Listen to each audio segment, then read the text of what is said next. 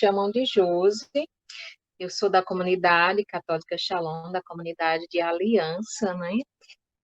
E não sou dessa missão, assim, no sentido de que eu vim da missão de Patos. Estou aqui na missão de João Pessoa já há quase 4 anos. Sou casada, como vocês, e tenho 2 filhos, né? E estão sempre comigo, graças a Deus, na comunidade, na igreja. É um grande dom realmente caminhar para Deus como família, né? Já é extraordinário caminhar, descobrir, né? Esse grande amor de Deus. Eu creio que vocês vêm escutando isso, né? Porque faz parte do querigma, né? E se a gente prestar atenção, a primeira pregação, o primeiro grande anúncio que a gente recebe é exatamente essa verdade que é o centro da nossa vida, é o centro da fé, né? Deus é amor, né? E ele não só é amor, como ele nos ama. Foi isso que vocês escutaram, né? E isso é maravilhoso. Isso deve acompanhar a nossa vida sempre, em todas as situações, em todos os momentos, nos momentos de alegria, nos momentos de crise, né? Nos momentos assim de júbilo, mas também nos momentos de cruz. Essa verdade ela precisa estar muito presente dentro de nós. Né? Nós somos filhos e nós somos filhos amados, filhos queridos. Né? Quando a gente vai encontrar Jesus escolhendo os seus discípulos, a palavra de Deus vai dizer assim: Jesus escolheu os que ele quis. Né? Isso aí já mostra, né, que em todas as circunstâncias, inclusive na circunstância em que o Pai nos criou, nos gerou, né, nos deu a vida, ele nos deu a vida porque ele quis. Tá entendendo? Ele nos quis, né? Ele quis você, ele quis te chamar à existência e te chamou por amor e para o amor. Então, nenhum sofrimento, nenhuma cruz ou nenhuma situação de desamor que a gente tenha vivido com outra pessoa, até mesmo entre o homem e a mulher, o cônjuge, nenhuma dessas apaga essa grande verdade. Eu sou filho, eu sou filha e sou amada por Deus, né? Sou amado por Deus, muito amado por Deus. Então, isso vai permear todas as outras coisas, até quando eu escuto que eu sou pecador. Porque, assim, a gente quer ser bonzinho, né? A gente quer ser bonzinho, a gente quer ser uma boa esposa, um bom esposo, a gente quer ser bons pais, né? A gente quer ser bons filhos, a gente quer ser bom profissional, a gente quer, né?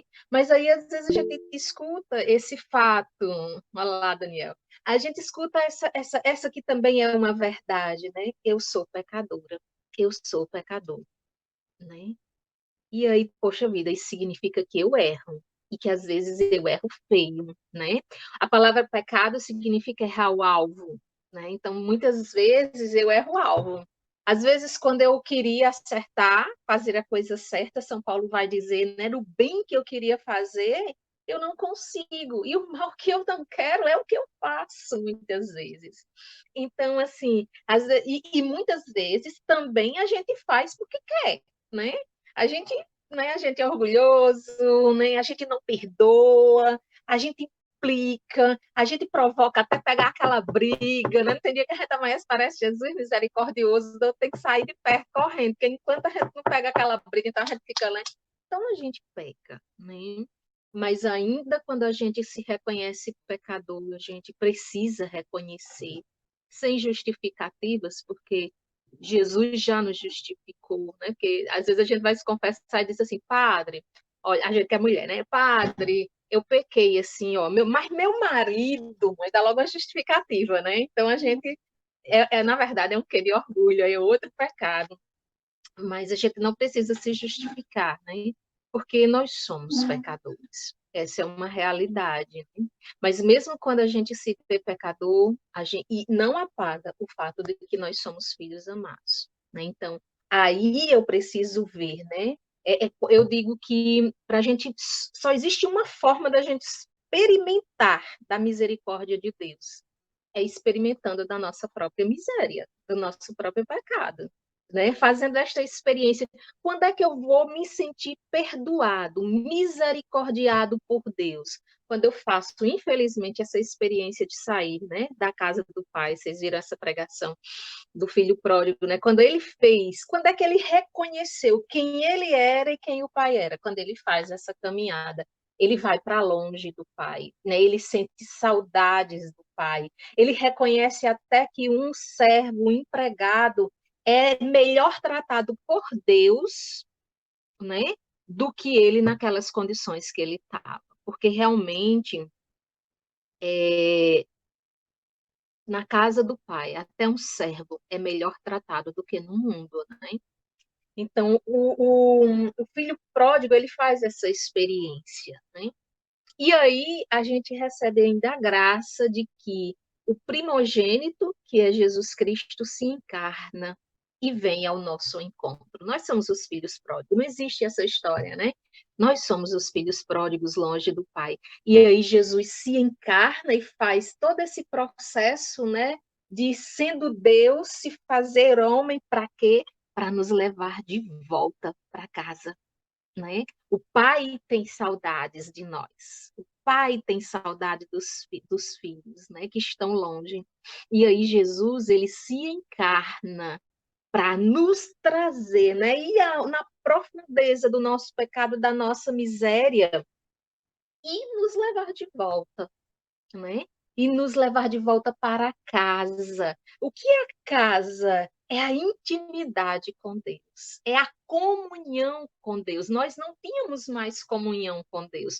O pecado nos tira da comunhão com Deus. Principalmente eu falo do pecado mortal, né, basicamente. Mas o pecado, ele vai mesmo os pequenos, ele vai nos afastando. Aquela experiência de Adão, né? Quando diz lá em Gênesis 3, que vocês viram, né? Ele fica com vergonha. É assim que a gente se sente, muitas vezes, diante de Deus, né? Envergonhados. Aí a gente cria justificativas, né? Folhas para nos cobrir e máscaras. Mas aí Jesus vem, né? Vai na nossa profundeza, chega, olha nos nossos olhos, publica, né? Comunica ao nosso coração o grande amor do Pai e aí nos faz um convite para voltarmos para casa, né? Para voltarmos para Deus. E aí que nasce uma profunda gratidão no nosso coração, né? Porque a gente se descobre que somos pecadores, mas antes disso nós somos filhos e filhos amados e que Deus nos quer na comunhão, na intimidade, na bênção com Ele. Então, nosso coração transborda de gratidão. Como não ser grato a esse Deus que me ama tanto, que me compreende, que me acolhe, que vai atrás de mim, que não desiste de mim? Como não ser grato? Aí meu coração assim transborda de gratidão. E nasce no meu coração o desejo de voltar, mas não só de voltar, mas de permanecer na casa do Pai. Aí entra a nossa pregação, que é o senhorio de Cristo, né? Que é esse concreto de permanecer na casa do Pai. E quem é o nosso Senhor? O nosso Senhor, né, é Jesus Cristo.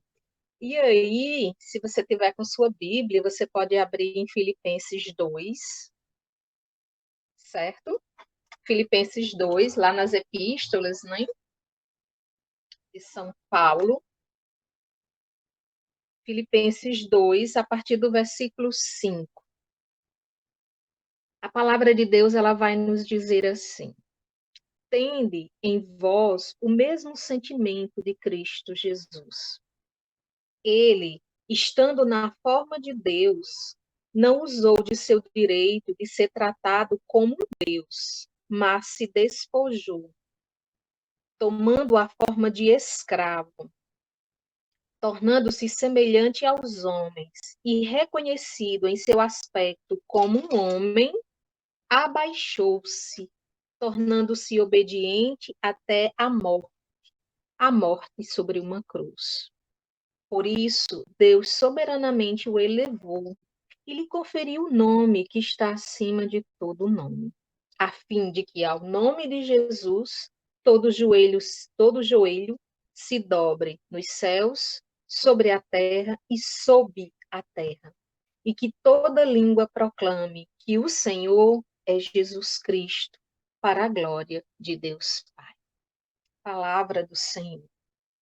Graças a Deus. Então, o que é que acontece aqui? É como se São Paulo, aqui nessa carta, ele fosse narrar toda a obra de salvação do homem. Ele diz, primeiro ele declara, Jesus é Deus, né? É filho do Pai, é o primogênito, na verdade, o unigênito, né? E aí, sendo ele Deus, né? Mas olhando para a condição humana e vendo a tão baixo o homem chegou, ele faz a opção, a escolha de se encarnar, de se tornar um homem, né? E diz, ele não se conteve em simplesmente ser Deus, ficar de longe esperando que o homem se esforçasse para chegar até Deus. Não, ele desce, desce, desce. O caminho de Jesus é um caminho de descida, né? É engraçado, né? Porque a gente sempre pensa, e é isso que a gente aprende, né? Que o caminho, né, profissional, familiar, é um caminho de subida. É um caminho que a gente aprende, né? Do sucesso. E quando eu digo do sucesso, eu não falo de fama, do sucesso profissional. Se você trabalha com computador, se você trabalha na saúde, você busca o sucesso, a realização. Então, para a gente é sempre um caminho de subida. Jesus, ele foi totalmente sucesso na sua missão, né? Por quê? Porque ele alcançou o seu objetivo, a sua meta. E como foi que Jesus alcançou a sua meta? Não foi subindo, foi descendo, porque era onde a gente estava. Então, Jesus faz esse trabalho de descer, né? De Deus, ele se faz homem. E aí ele, para subir, ele sobe numa cruz para nos salvar, né? E em todo esse processo ele faz um processo de uma caminhada de obediência ao Pai. E quando tudo está consumado e quando a ressurreição acontece, né? Ele sai ele da morte, ele entra na nossa morte, é isso que acontece. Jesus vai à mansão dos mortos, ele entra na morte do ser humano, toma Adão pelo pulso e sobe, né? Ressuscita, volta à vida, e quando isso acontece, né, a vitória total, Deus, o Pai, né, o coloca como nome que está acima de todo nome. E São Paulo vai dizer, o Senhor é Jesus Cristo. Isso é uma realidade? É uma verdade? Mas também passa pela decisão do homem. Jesus vai ser sempre Senhor, mas eu escolho se eu quero que ele seja o Senhor da minha vida. Jesus é Senhor, mas ele pode ser Senhor da vida do Arthur, mas pode não ser da minha vida, porque o Arthur é um, a Anne, né, é outra, mas eu, Josi, sou eu faço as minhas escolhas, né? Eu, como filha pródiga, eu escolho se eu vou ficar na casa do pai ou se eu vou sair, se eu vou ficar na comunhão ou se eu vou para longe, passa pela minha decisão. É por isso que eu não posso perder de vista o quanto eu sou amado. Porque quando eu perco isso de vista, vai ficando fácil fazer opções, escolhas que vão me levar para longe da casa do meu pai, da comunhão com Deus, né? Da intimidade com Deus. Gente, é impressionante, né? Vocês tiveram experiência no seminário, né? E a comunidade propôs a vocês tudo bíblico, ter um momento de oração pessoal com Deus, só você e Deus, ter um momento também do casal com Deus. E quantos desafios para a gente rezar, é ou não é? Quantos desafios, tudo nos tira, né? A preocupação com os filhos, a preocupação com o trabalho, a preocupação, né? Se vai dar para pagar as contas no fim do mês, o mal-estar que aconteceu naquele dia com o marido, quando tudo isso devia nos fazer mergulhar em Deus. Então, às vezes, a gente faz o contrário, nos tira, que a nossa mente fica tumultuada, assustada, né? Mas Deus hoje, né, nos faz esse convite, não só de voltar para casa, mas de permanecer na casa. O filho pródigo, que antes dizia assim, não, eu não quero, né? Eu não quero que o pai diga o que é que eu preciso fazer. Eu não quero que o pai diga o que é melhor para mim. Eu sei sozinha, aquela independência, né? Agora, o filho pródigo, depois de experimentar, né, da dor, da distância de Deus, ele diz: não, eu escolho a casa do pai. Eu escolho Deus como Deus da minha vida. Né? Eu escolho o que ele me diga, o que é melhor para mim. Eu escolho o que ele me diga, o que eu devo fazer, o que eu devo fazer para conduzir a minha família, o que eu devo fazer para educar os meus filhos. Eu quero, eu desejo essa sabedoria divina, porque a sabedoria humana é falha. E minha família precisa de mais, minha família precisa da sabedoria humana. Por isso, vem Jesus, conduz os meus passos, conduz a minha casa, conduz a minha razão, né? Conduz, Senhor.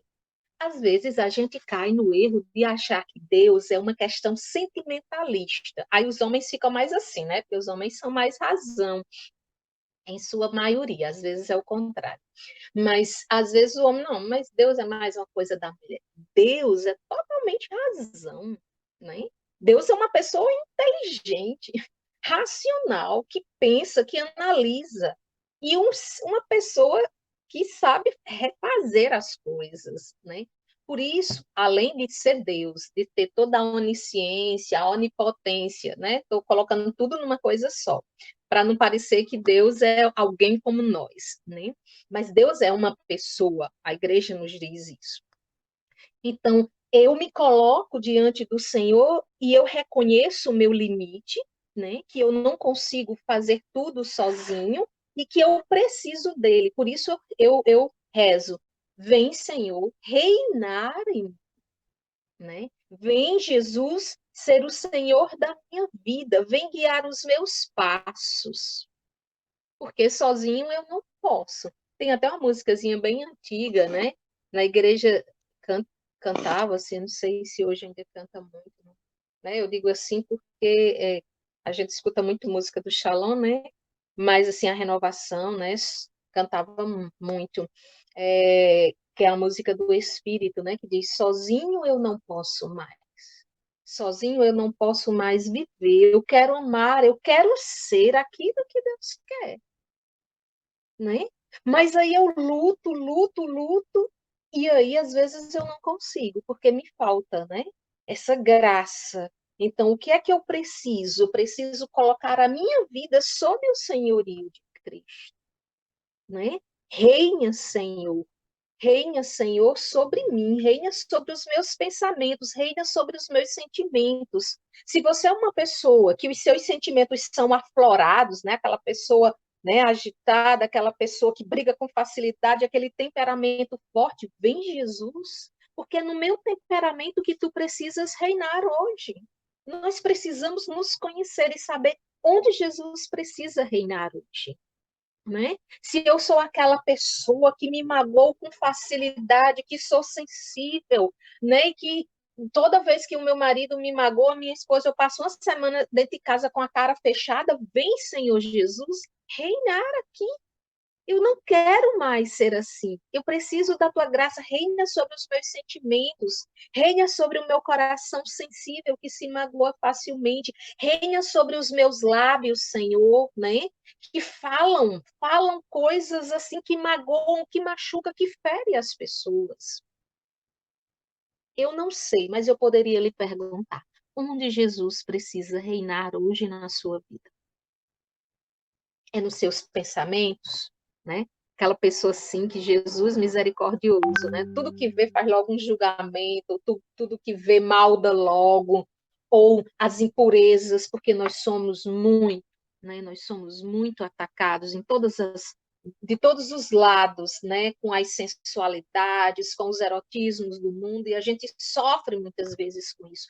Onde Jesus precisa reinar, ser o Senhor da sua vida, porque ele quer reinar, mas ele não obriga ninguém. Jesus não quer ser o Senhor da sua vida porque ele precisa mandar em alguém, né? O mundo nos ensina isso, a gente quer mandar, né? Muitas vezes quer um trabalho de chefe para mandar, para ter alguém, mas Jesus não é assim. O que foi que Jesus ensinou os discípulos? Os discípulos iam ser as grandes mentes da igreja, né? Aonde a igreja seria construída, eles iam ser os grandes líderes, os 12 discípulos, né? Eles iam ser aqueles que estariam à frente. Foi que Jesus disse a ele: quer ser o maior, seja o menor. Quem vai comandar é aquele que serve, na verdade. Então, a mentalidade de Jesus é totalmente diferente da mentalidade, né, que nós vamos aprendendo. E às vezes, e não é uma maldade que a pessoa é ruim, nós aprendemos assim, né? Aí Jesus quer agora entrar na nossa vida, não é porque ele quer mandar, não é porque ele quer subjugar, não é porque ele quer você embaixo dos pés dele. Não. Jesus quer ser o Senhor da sua vida porque ele sabe o que é melhor para você e ele lhe ama. Ele quer construir a sua vida, construir a sua família, construir a sua casa com você. Teve um momento que Jesus disse assim: o homem sábio é aquele que, quando vai fazer uma construção, antes de começar, ele senta, faz os cálculos, né? Vê se está tudo certo, se vai dar conta.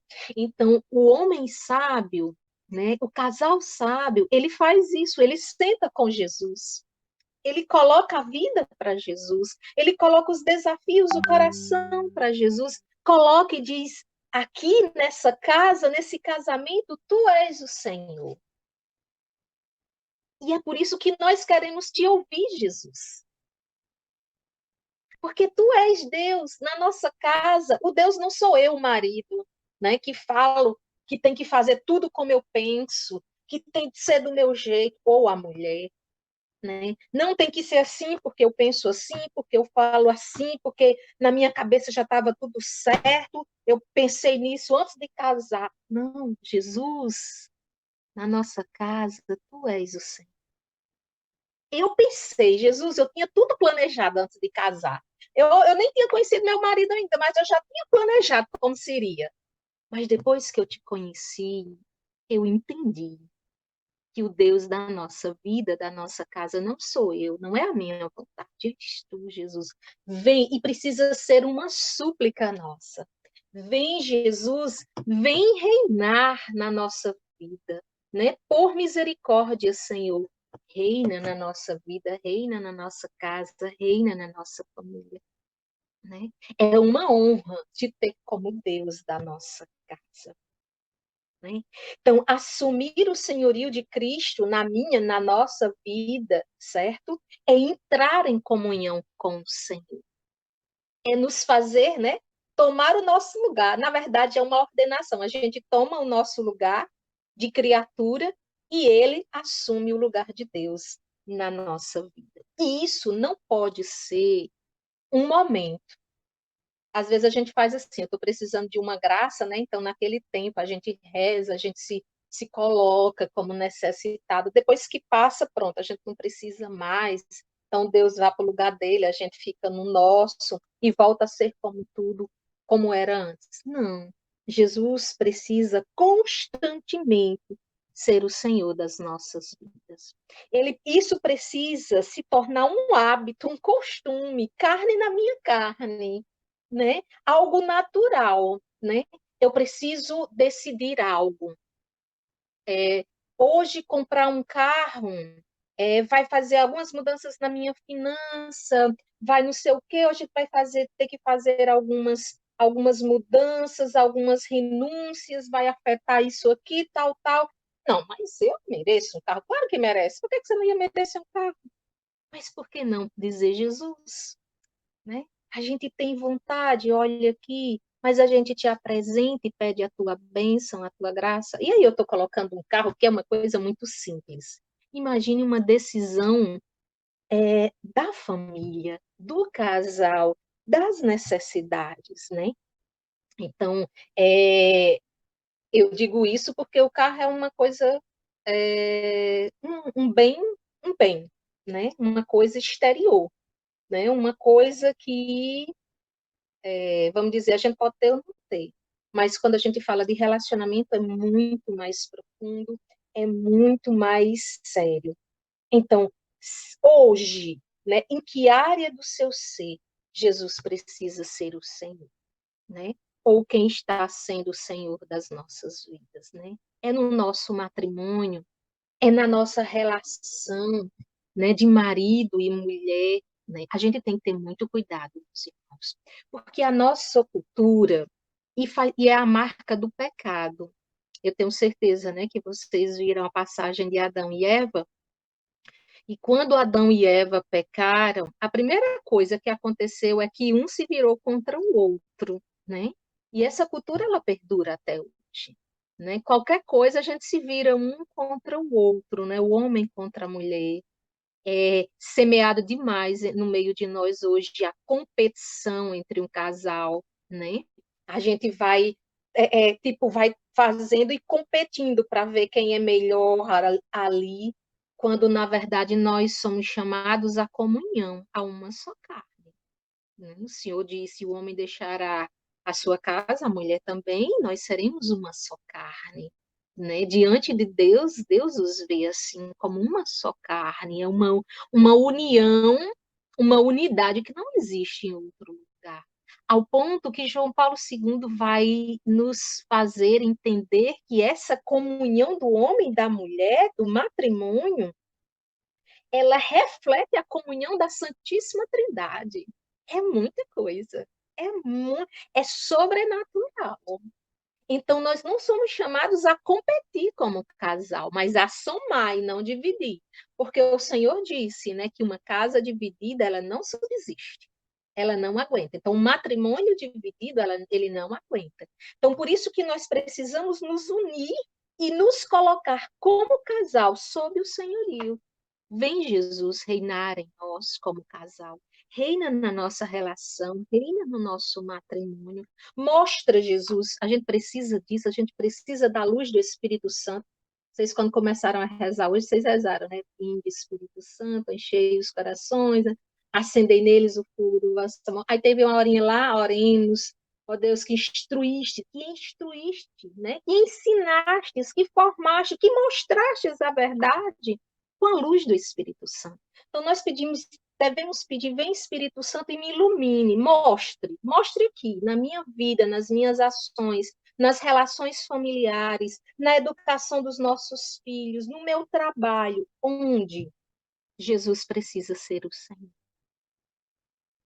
É essa oração sincera. E, meus irmãos, se preparem porque ele mostra. Não pergunte a Deus o que você não quer escutar. Às vezes a gente diz assim, né? Não, mas porque eu rezei, perguntei e Deus não me mostrou. Primeiro, se você não tiver a intenção de fazer o que ele vai dizer, então ele não tem para que ele dizer. Né? Se não existe no nosso coração uma disposição interior para viver aquilo que Deus vai nos dizer, para que é que ele vai dizer? Se ele já sabe que você, quando, né? Porque existe o medo, né? Existe a luta, mas existe o desejo de fazer, né? Aí a gente passa pelo medo, pela luta, e depois a gente vai fazer. Mas existe aquele que tem o coração endurecido e não quer saber nada, né? Não é como Nossa Senhora, quando ela escutou o anjo, que o anjo faz aquela proposta, e, gente, Deus faz uma proposta, né, também para nós, como casais, né? Deus faz uma proposta de vida, de santidade. Qual é a proposta para Nossa Senhora, né? Jesus seria o centro da vida dela a partir dali. Essa é a mesma proposta para nós, né? Jesus seria, ela viveria para ele, não só como mãe, mas Nossa Senhora foi a primeira e mais perfeita discípula de Cristo, né? A primeira, ela o seguia. Vocês sabem que vocês fazem parte da comunidade Shalom e na comunidade Shalom da obra, e nós temos o fundador, né? Que é o Moisés e Azevedo, que se vocês ainda não conhecem, procure pelo menos na internet a foto, né, do nosso fundador. E ele foi gerado por um casal, e anos depois da fundação da comunidade, a mãe dele era uma consagrada da comunidade, né? E ele, de filho, ele passa a mestre, não no sentido do lugar de Jesus Cristo, mas como fundador da comunidade, né? Aquela pessoa que para nós é uma referência dentro da comunidade, referência de oração, referência de homem que busca a Deus. Então, ele faz essa inversão. Jesus, né, quando nasce, ele é o filho de Nossa Senhora, pequeno e dependente dela, né? E depois ele se torna, né, o homem missionário, Deus em toda a sua plenitude, que nunca deixou de ser. E Nossa Senhora, que era mãe daquele bebê, passa a ser discípula dele e a segui-lo em todas as situações. Então, da mesma forma que o anjo Gabriel, ele vem a Nossa Senhora com um projeto de Deus, também Deus nos envia anjos com um projeto para a nossa família. E muda às vezes, né, a rota. Isso às vezes nos deixa meio doido, porque a gente não quer sair daquela coisinha já organizadazinha, né? A gente sai da rota quando a gente tem que sair de casa para um grupo de oração. É ou não é, né? Que a gente não tinha mais aquele compromisso toda semana, e agora a gente tem que organizar a família. É uma forma de Jesus ser o Senhor da nossa casa. Porque o bom era que a gente ficasse em casa, era que a gente descansasse, é fim de semana, para que retiro e não sei o quê. Aí eu saio, porque com isso eu vou dizendo, Jesus é o Senhor da minha casa. Porque dizer Jesus é o Senhor só com a boca, né, não é suficiente. A gente precisa dizer Jesus é o Senhor com a vida, com as atitudes, né? Eu me lembro que minha experiência com Deus, eu era solteira, né? E não foi no Shalom. E depois que eu casei, que eu vim morar em Patos, então o Shalom, eu já conhecia o Shalom, né? Mas não frequentava o Shalom. Passei a frequentar o Shalom depois de casada, né? E depois de casada que eu comecei o meu caminho vocacional. Menina, às vezes eu dizia, meu Deus, quando você é solteira, né? É só você, suas decisões, né? Não tem menino pequeno. Então, assim, eu ia para as reuniões, eu ia para o grupo de oração, eu ia para os retiros. Gente, eu já fui retiro que vocês não têm mais. Eu já fui retiro de todo jeito. Eu já fui retiro em cima de caminhão, de pau de arara, de uma cidade para outra. Tempo de inverno, o caminhão, assim, descoberto, né? Uma turma enorme de gente fazendo retiro, mas eu era solteira, né? Aquela coisa. E aí, assim, chovia, e a gente passava rio, ou eu ia pregar retiro, ou uma pregação numa cidade vizinha, e vinham me buscar de moto. Olha, era aquelas coisas, mas a gente era solteira. Aí depois eu tive minha experiência com Deus e comecei a caminhar vocacionalmente, aí casada, com um menino pequeno. Primeiro, meus meninos são 1 ano só de diferença, né? Então eu tinha quase gêmeos aqui em casa. E aí, assim, lá vou eu, ia para Natal, retiro vocacional. Ia fazer vigília de noite, aí levava aqueles colchãozinhos com aquele menino pequeno, né? Misturado, assim. Mas é uma forma de dizer, Jesus, quem conduz a minha casa sois vós. E é claro que eu rezava para saber se era vontade de Deus, se era tempo de Deus. Né? E a gente precisa fazer essas coisas. Então, dizer Jesus, tu és o Senhor, e até Jesus disse uma vez, né? Nem todo mundo que diz Senhor, Senhor, entrará. Porque não é dizer, é encarnar como Jesus encarnou. Ele encarnou a salvação, né, na vida, na carne, nas ações dele. Seria muito fácil Jesus ficar lá do céu, né, como a gente vê em filme, com os poderes mágicos, né, fazendo isso, fazendo aquilo lá do céu. Não, né? Não foi de longe. Jesus se encarnou, né? Veio para perto, tomou as nossas dores na carne dele, né? Então o Senhor também nos chama a fazer essa mesma obra, assumirmos o senhorio dele na nossa vida de forma concreta. E é muito engraçado, existe uma passagem que eu quero ler para vocês. Não precisa vocês pegarem, não, tá certo? Eu vou só ler porque ela diz muito, né? Do amor que Deus tem por nós. Diz assim, lá em São Tiago: ou imaginais que em vão diz a Escrituras, sois amados até o ciúme pelo Espírito que habita em vós? Ou imaginais que em vão diz a Escritura, sois amados até o ciúme pelo Espírito que habita em vós, né? Isso aqui mostra o quanto Deus nos ama, ao ponto de ter ciúme que a gente divida a nossa vida com outras coisas que não seja Ele. Deus quer ser o Senhor, o Deus único e absoluto da nossa vida e da nossa casa. É porque Ele é egoísta? Não. É porque nós acreditamos que existe um único Deus. Um único Deus. E Ele quer ser o Senhor absoluto da nossa vida e da nossa casa. E é por isso que nós, né, somos convidados a ser inteiramente de Deus. Nossa vida, nós temos que tomar sempre muitas decisões e muitas coisas, muitas preocupações, né, nos assola, né?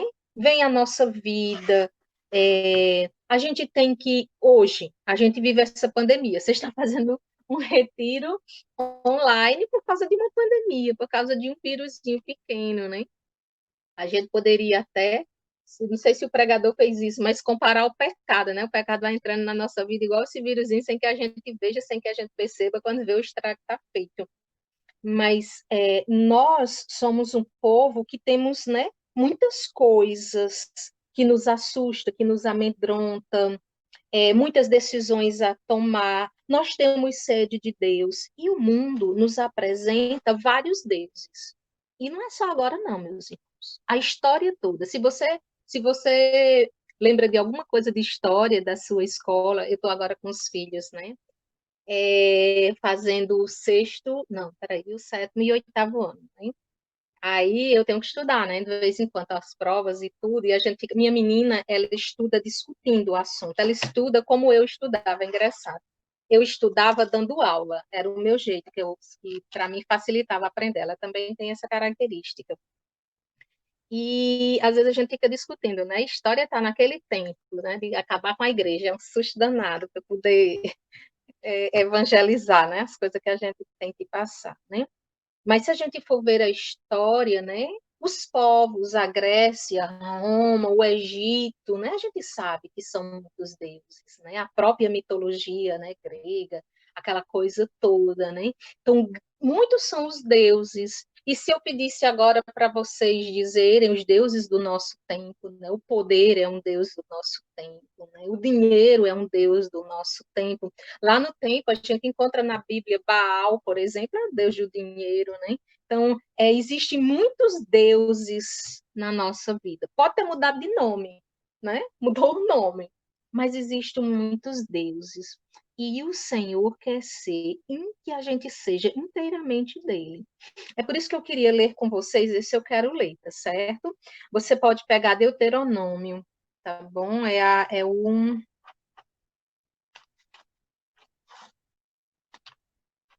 Logo no comecinho. Deixa eu pegar aqui no meu outro também. Deuteronômio, capítulo 18,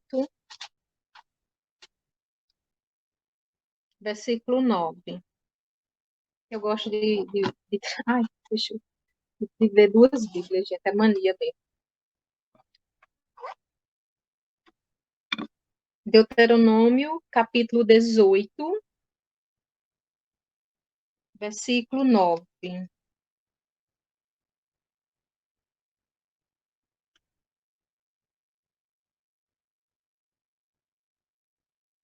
A gente vai ler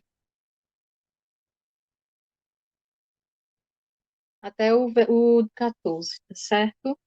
Então, a palavra de Deus eu vou ler em duas versões, tá bom? Quando tiveres entrado na terra que o Senhor teu Deus te dá, não te porás a imitar as práticas abomináveis da gente daquela terra. Não se ache no meio de ti quem faça passar pelo fogo teu filho ou sua filha, nem quem se dê à adivinhação, à astrologia, aos agouros, ao feiticismo, à magia, ao espiritismo, à adivinhação ou à invocação dos mortos. Porque o Senhor teu Deus abomina aqueles que se dão a estas práticas. E é por causa destas abominações que o Senhor teu Deus expulsa diante de ti essas nações. Serás inteiramente do Senhor teu Deus. As nações que vais despojar ouvem os agoureiros e os adivinhos. A ti, porém, o Senhor teu Deus não o permite. Vou ler outra tradução, certo? Basicamente semelhante. Quando entrares na terra que Yahvé teu Deus te dará, não aprendas a imitar as abominações daquelas nações. Que em teu meio não se encontre alguém que queime seu filho ou sua filha, nem que faça presságio, oráculo, adivinhação ou magia, ou que pratique encantamentos, que interrogue espíritos ou adivinhos, ou ainda que invoque os mortos. Pois quem pratica estas coisas é abominável a Yahvé. E é por causa destas abominações que Yahvé teu Deus as desalojará em seu favor. Tu serás íntegro para com Yahvé teu Deus. Eis que as nações que vais conquistar ouvem oráculos e adivinhos. Quanto a ti, isso não te é permitido por Yahvé teu Deus. Palavra do Senhor. Graças a Deus. Então, a gente precisa, às vezes, ver um pouco do contexto. A gente sabe que os hebreus, eles viviam no Egito, escravizado. E o Egito era um lugar de muitos outros deuses.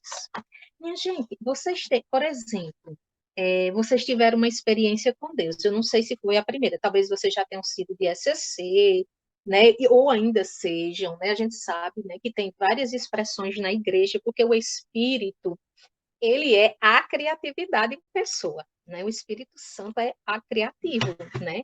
E ele vai dando à igreja várias expressões, e a gente vai se identificando e vai permanecendo no lugar que a gente se identifica. E aí, né, o que é que acontece? Esse povo, ele estava no Egito, onde tinha muitos deuses, né? E a gente sabe que depois de uma experiência com Deus, era isso que eu estava dizendo, eu me perdi.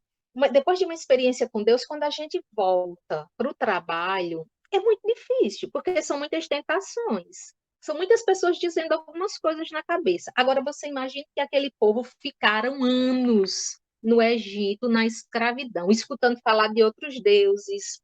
Era muito complicado para eles. Permanecer fiel a Deus sem sair é muito difícil. A gente sabe que é difícil ser fiel até o fim.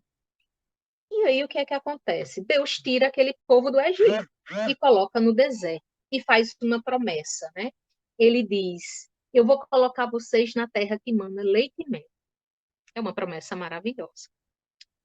Aí ele diz: olha, vocês estão saindo de uma terra do Egito que o povo adorava vários deuses, que não era eu.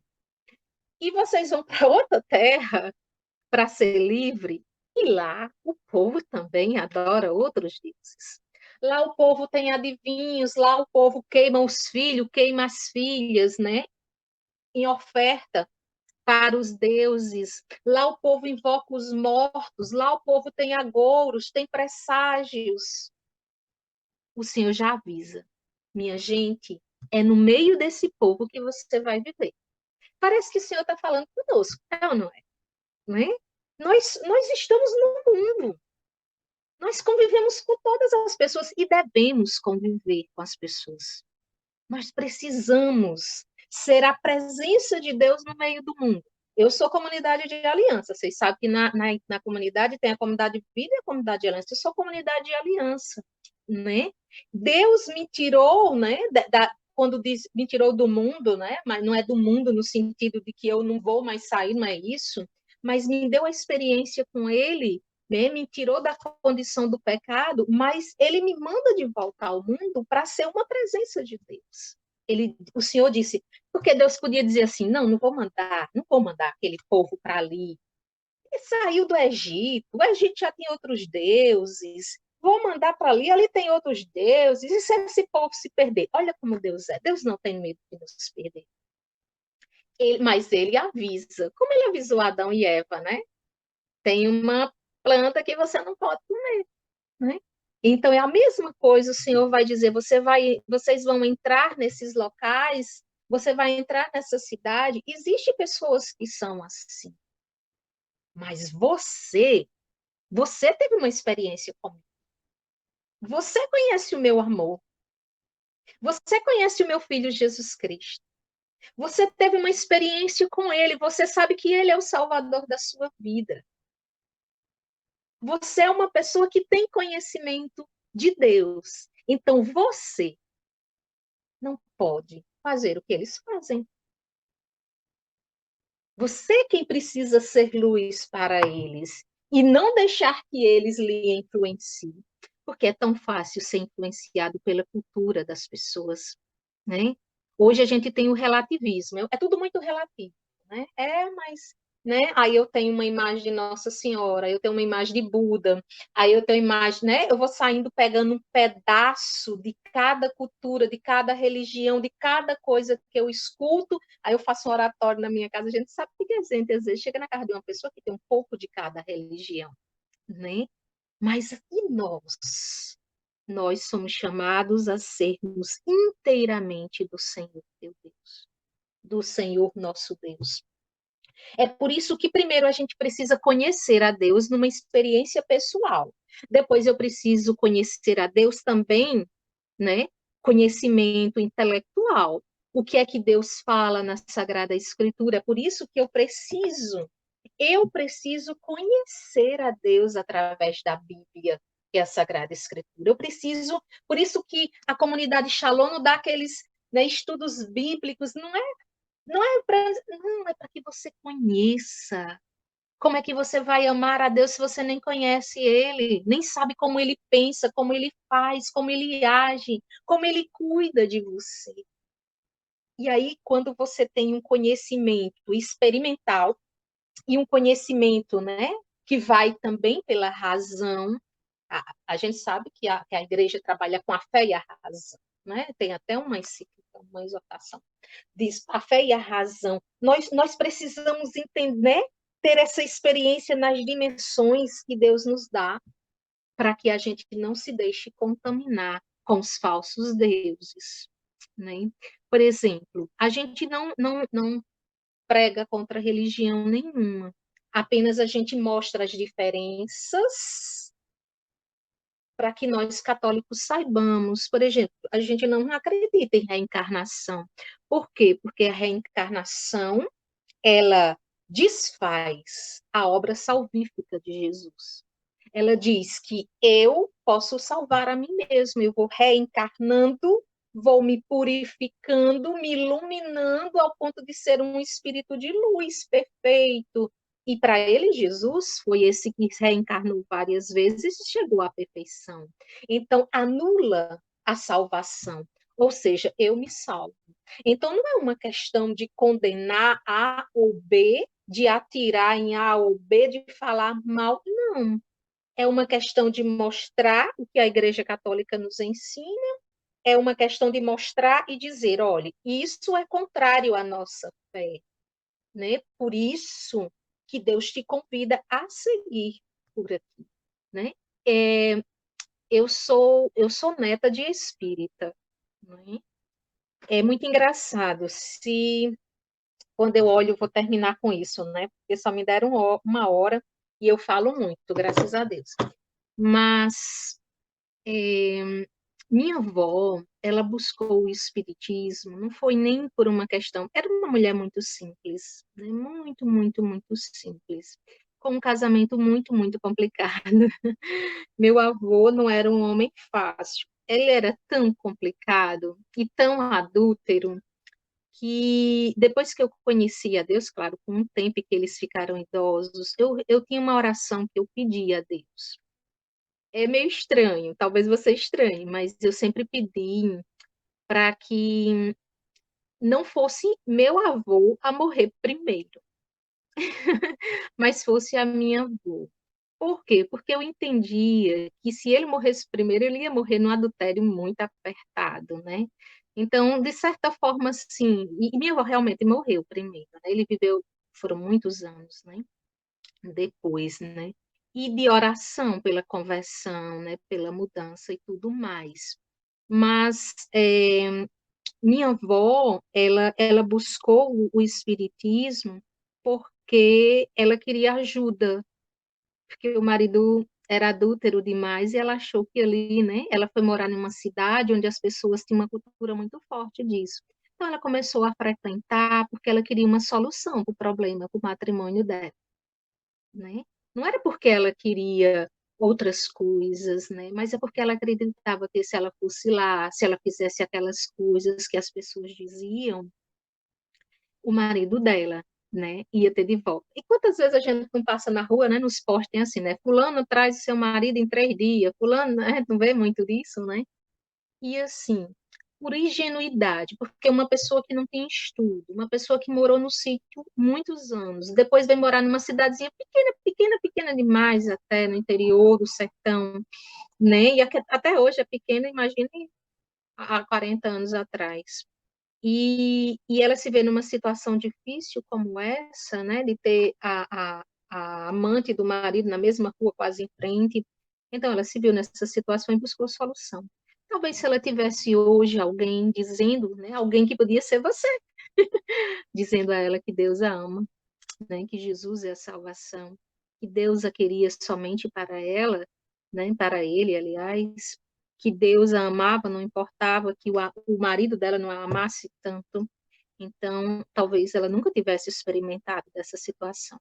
Então eu conto essa história para você entender que às vezes a gente entra nessas situações, né, de nos envolver com outras, né, outras denominações, outras religiões, muitas vezes por acaso, né? Muitas vezes por uma necessidade. Mas hoje você conhece a Deus, você conhece o amor de Deus, você conhece a verdade de Cristo, você precisa conhecer a Bíblia cada vez mais para você entender, né, quem é Deus, o que Ele quer de você, né? E o que não é da vontade de Deus, né? Não é da vontade de Deus para você, né? E eu me lembro muito da minha avó, ela gostava muito de Frei Damião, né? E às vezes quando eu ia para a casa dela, Frei Damião estava lá, né? E daqueles missionários, aqueles frades, né? Ela me botava para acordar 4 horas da manhã para ir para aqueles frades, né? Porque ela não tinha nenhuma dimensão de que eram duas coisas totalmente diferentes, né? Então, não tinha muito como hoje tem missa, que aqui a gente tem missa, né? Na segunda, todos os dias, lá não tinha, né? Uma vez perdida e quando os frades vinham aquele tempo de missão.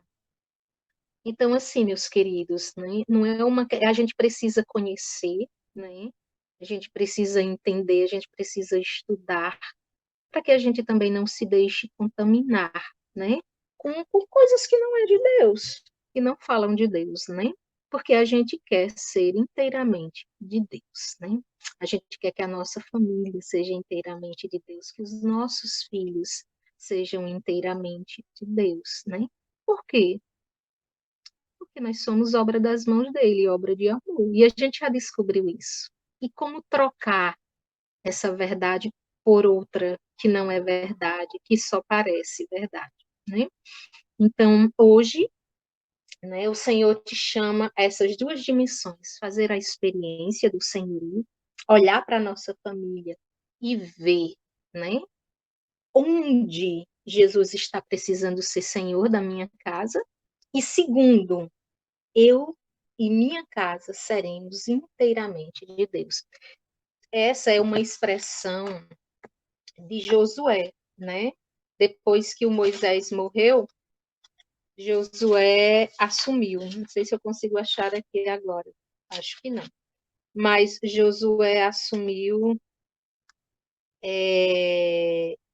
Achei. Lá no livro de Josué, né? O povo. A gente sempre tem momentos de decisão, né? E depois que o povo deu muito trabalho a Josué, ele diz assim: agora, pois, temei o Senhor e servi-o com toda a retidão e fidelidade. Tirai os deuses que serviram vossos pais, além do rio e no Egito, e servi o Senhor. Porém, se vos desagrada servir o Senhor, escolhei hoje a quem quereis servir. Se aos deuses a quem serviram os vossos pais além do rio, ou aos deuses dos amorreus em cuja terra habitais. Porque quanto a mim, eu e a minha casa serviremos o Senhor. Queria terminar com essa palavra, né? A palavra de Josué. É a mesma coisa que eu disse a vocês, né? Josué conduziu o povo, já está na terra prometida, e o povo, depois de escutar tudo aquilo, ainda se misturou. Porque eu nunca vi coisa mais difícil do que o ser humano, né? Deus tem uma eterna paciência com a gente. Ele ensina, ensina, ensina. É igual filho, não sei vocês, os meus estão entrando na adolescência. Então a pessoa diz a coisa. Quando dá as costas, eles estão fazendo o negócio que a gente acabou de dizer que não faça. Então aquela coisa do adolescente. Às vezes a gente é adolescente, né, com Deus. E aí Josué diz, olha, seus pais serviram aos deuses no Egito. Vocês estão aqui dentro da terra servindo aos amorreus, né?